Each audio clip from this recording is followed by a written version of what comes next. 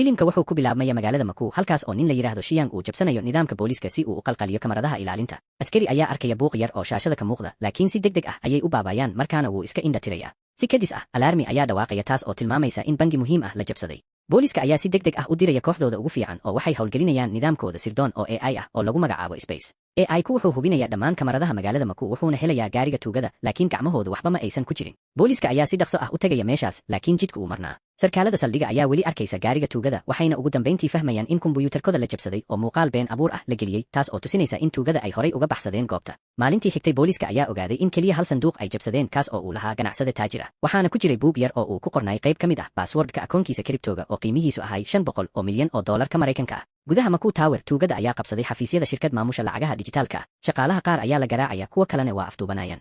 Mid ka mid ah shaqaalayaasha ayaa lagu qasbay in uu furo kaydka shirkadda. Shiyoshin ayaa kombuyuutarka u isticmaalaya si uu shaqiiri u siiyo helitaanka passwordka. Iyagoo soo dejinaya faylka qaybtiisa kale ee passwordka, ayay ogaanayaan in shirkadda ay leedahay macaamiil muhiim ah oo uu ku jiro maamulaha lacagaha kripto ee ugu muhiimsan dalka oo leh ilaalin heer military ah oo qiimihiisu yahay 10 bilyan oo dollar. Shiyang ayaa Shiyosin ku amraya in uu hakin gareeyo macluumaadkaas, isaga oo iska indhatiraya Longshan oo ahay hogaamiyaha tuugada oo ka digaya in waqtiga lagu lumiyo. Isla markaasna booliska ayaa imaanaya goobta, tuugadana waxay ku cararayaan wiishka. Longshan wuxuu ku jiray biyaanada hoose si aysan cidna u arkin, laakiin si kadis ah ayuu u hormaraya gabar sawir qaadaysay. Markii tuugadu ka soo baxeen liftiga, booliska ayaa arkaya, waxayna bilabayaan in ay dabagalaan iyaga. Dagaal ayaa bilaabanaya, tuugaduna waxay ku qabanayaan bistolad Captain Yulei. Booliskana ma furi karaan rasaasta, markaana waa in ay daawadaan tuugada oo kaxaysanaysa kabtanka iyagoo ku jira wiishka. Marka liftiku gaaro dabaqa sare, Captain Yulei ayaa dib u dagaalamaya, laakiin wuxuu ahay kaligiis iyo 4 nin oo tababaran oo ka soo horjeeday isaga. Waxayna ku guuleysanayaan in ay ku xiraan katiinad weyna ka cararayaan. Yulei si dhaqso ah ayuu iskaga furaya silsilada si uu u dabagalo iyaga, laakiin tuugada waxay imaanayaan dusha sare ee towerka si ay uga boodaan towerka, waxayna ku baxsanayaan baalshuud. Inta ay baxsanayeen, haweeney ayay riixayaan, waxayna ku siganaysaa in ay dhacdo, kadibna kabtanka ayaa caawinaya iyada wuxuuna ku soo celinaya towerka. Maadaama wiiska ay hakin kareeyeen, Yulei wuxuu ka boodaya towerka isaga oo si nabad ah ugu dul dhacaya baaloon hawo lagu buufiyey. Koox kale oo boolis ah ayaa diyaar ku ah saqafka hoteelka si marka ay tuugada ku soo degaan saqafka hoteelka ay u qabtaan iyaga. Dagaal kale ayaana bilaabanaya. Tuugaduna waxay si fudud u dilayaan dhammaan booliska, waxayna isticmaalayaan xarig iyo maaskaro si ay uga boodaan saqafka. Si dhaqso ah ayay u bedelayaan dharkooda. Shiyangina wuxuu sii wadayaa in uu tirtiro muuqaalada kamaradaha si uu marin habaabiyo nidaamka AI-ka uuna u raaci waayo. Nidaamka ilaalinta booliska ayaa gebi ahaanba xirmaya. Yuleina wuxuu bilaabaya inuu hoteelka ka raadiyo tuugada. Tuugada waxay dhex soconayaan qolalka hoteelka iyagoo markasta bedelaya dharka si ay iskugu ekeeyaan sida dalxiisayaal ama shaqalaha hoteelka. Markaasna Yulei wuxuu arkaya Shiyosin oo gacan saar ku lahaa dagaalkii wiishka ka dhacay, isla markaana wuu dabagelaya, laakiin Shiyosin wuu isqarinayaa isaga oo iska dhigaya mid ka mid ah macaamiisha kafeteeriyada. Longshanna wuxuu si ula kac ah ugu dhufanayaa garab Captain Yulei si ay u qarsoonto kamaradiisa xabadka. Shiyosinna wuu ka faa'iidaysanayaa si uu u dhunto, wuxuuna isku bedelayaa gabar, sidoo kale saaxiibkiisna wuxuu iska dhigayaa oday, taasoo u suurta gelisa inay baxsadaan. Hoteelka waxaa ka dhex dhacaya xaflad, tuugada inteeda kale waxay ku dhex milmayaan dadweynaha iyagoo iska dhigaya sida shaqaalaha hoteelka ama booliska. Markii boolisku yimaadeenna, tuugadu waxay ku boodayaan geed ifaya gudaha xafladda, sidaas ayayna uga baxsanayaan booliska. Gudaha saldhiga ganacsadaha ayaa caroonaya sababtoo ah akoonkiisa waxaa la kala baxay dhammaan lacagtii ku jirtay. Kooxdu waxay ka doodayaan sidii loo soo qaban lahaa tuugada. Sargaalada Zumei ayaa soo jeedinaysa in ay soo celiyaan sarkaal hore oo howlgab ahaa. Yuli wuxuu tilmaamayaa in odaygu aanu aqoon sida loo maareeyo AI taraakinka, laakiin Zumei waxay xasuusisaa in Spaceku hadda aanu shaqaynayn, marka waxay u baahan yihiin qof yaqaano sida loo aqoonsado wejiyada tuugada.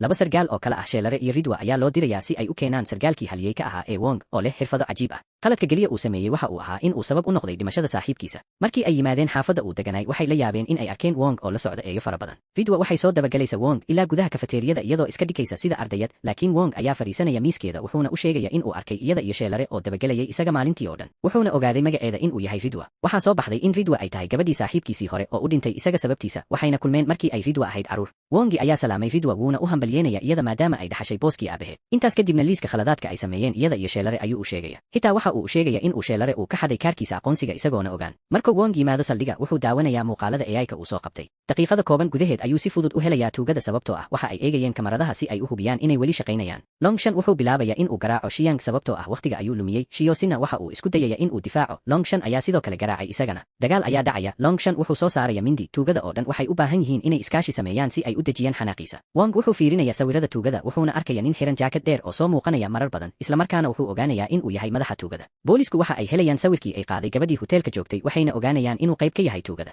Wong wuxuu soo xasuusanayaa sargaal hore oo la oran jiray Shadow oo ahaa dilaa xirfad leh intii uu dagaalka socday, wuxuuna u ogaanayaa in uu ku soo laabtay magaalada. Waxaa la sameeyey koox sirdoon cusub oo degdeg ah oo uu Wong tababarayo. Ridwa waxay ka mid noqotay tababarka. Wong wuxuu barayaa sida loo dhaqmo si qarsoodi ah, loo xasuusto faahfaahin kasta. Kadib muddo 15 maalmood ah, tuugada waxay qorsheynayaan howlgalkii ugu dambeeyey. flashback waxa uu ogaanayaa in dhammaan tuugadu yihiin agoontii uu goriyey longishan tan iyo 1999 ilaa xilligaasna ay wada jir ahaayeen. maalinta 16aad markii la gaaray, Ridwa waxay arkaysaa gabdho la garaacayo, waxayna go'aansanaysaa in ay la dagaalanto ragga. balse Wongi ayaa u sheegaya in aysan shaqadeeda ahayn oo ay wacdo booliiska, wayna iska indhatiraysaa talada Wong oo ah in ay booliiska wacdo. kadib way dagaalamayaan, iyagoo dili raba Ridwa ayaa Wongi ka soo gaaraya oo uu ka adkaanaya si fudud dhammaan raggii soo weeraray dumarka. si gedis ah kooxdu waxay ogaanayaan in Longishan uu suuqa joogo, wayna farxayaan markay arkaan isaga oo supermarketka galayo. Ridwa ayaa isla markaas soo galaysa gudaha suuqa si ay u ogaado wejiga ninka. Longishanna aad ayuu u feejigan yahay. ugu dambayntiina way arkaysaa wejigiisa iyadoo ogaanaysa in uu yahay Shadow, laakiin Wongi ayaa ka akaya kaamirada Longishan oo 2 jeer eegaya Ridwa maadaama uu ka shakiyey, wuxuuna samaynayaa khiyaano si aan loo aqoonsan. waxay ku xirayaan kamarad kadibna waxay ogaanayaan macluumaad ku saabsan qolalka uu Longishan ku jiro. waxay dabagalayaan ilaa wadada isgoyska ah, waxayna helayaan waraaqo boonooyin ah oo la jeexjeexay. Wongna wuxuu ogaadaa inay la xiriirto furaha sirta ah ee akoonka.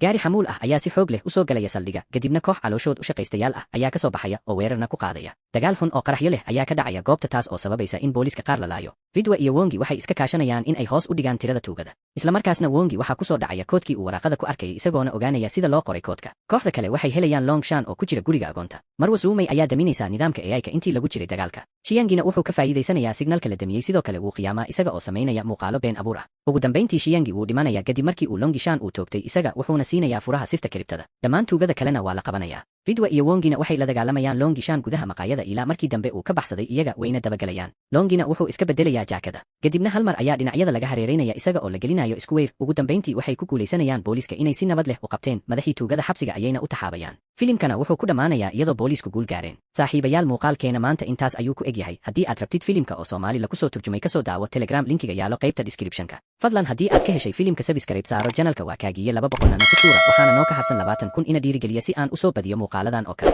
aad ayaa ugu mahadsan tihiin daawashadiina.